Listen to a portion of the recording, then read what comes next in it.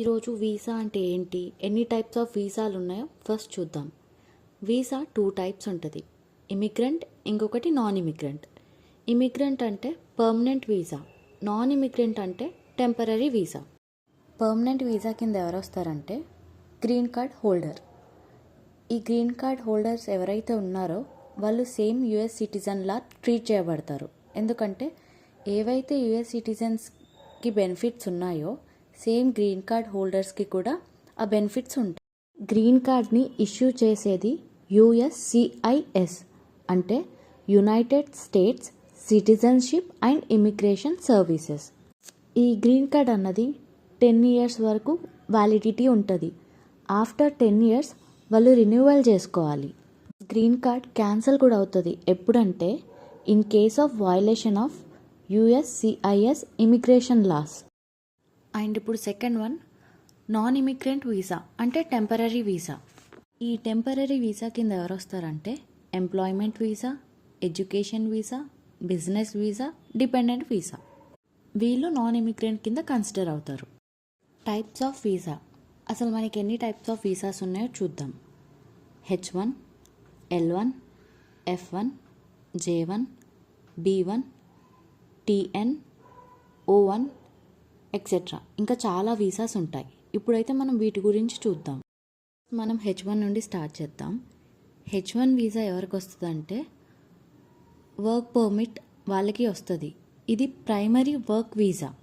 ఎవరైతే యుఎస్కి వర్క్ మీద వెళ్తారో వాళ్ళకి H1B వీసా ఇష్యూ అవుతుంది. ఈ H1 మీద ఎవరైతే వెళ్ళారో వాళ్ళకి డిపెండెంట్స్ కింద ఎవరు వెళ్ళినా వాళ్ళకి H4 వీసా ఇష్యూ అవుతుంది. L1 వీసా అంటే intra company transfer. It means individual needs to move to US for work purpose in the same company. And third one F1 visa. ఎవరైతే స్టడీ కోసం యుఎస్కి వెళ్తారో వాళ్ళకి F1 వీసా ఇష్యూ అవుతుంది. ఈ F1 visa అన్నది up to 8 years వరకు extend అవుతుంది. ఈ F1 వాళ్ళు ఫస్ట్ 5 years నాన్ రెసిడెంట్ కింద కన్సిడర్ అవుతారు. వాళ్ళ 6th year నుండి వాళ్ళు రెసిడెంట్గా కన్సిడర్ అవ్వడం స్టార్ట్ చేస్తారు. అంటే వాళ్ళు ఫైల్ చేసుకున్నప్పుడు ఫస్ట్ 5 years నాన్ రెసిడెంట్ కింద 1040 అన్నర్ ఫామ్ మాత్రమే ఫైల్ చేసుకోవాలి. 6th yearకి ఎప్పుడైతే ఎంటర్ అవుతారో అప్పుడే వాళ్ళు రెసిడెంట్గా ఫైల్ చేసుకోవాలి, అంటే 1040 ఫామ్. ఈ నాన్ రెసిడెంట్ వాళ్ళు ఎవరైతే ఉన్నారో వాళ్ళు ట్యాక్సెస్ ఫైల్ చేసుకునేటప్పుడు వాళ్ళకి స్టాండర్డ్ డిడక్షన్ ఉండదు.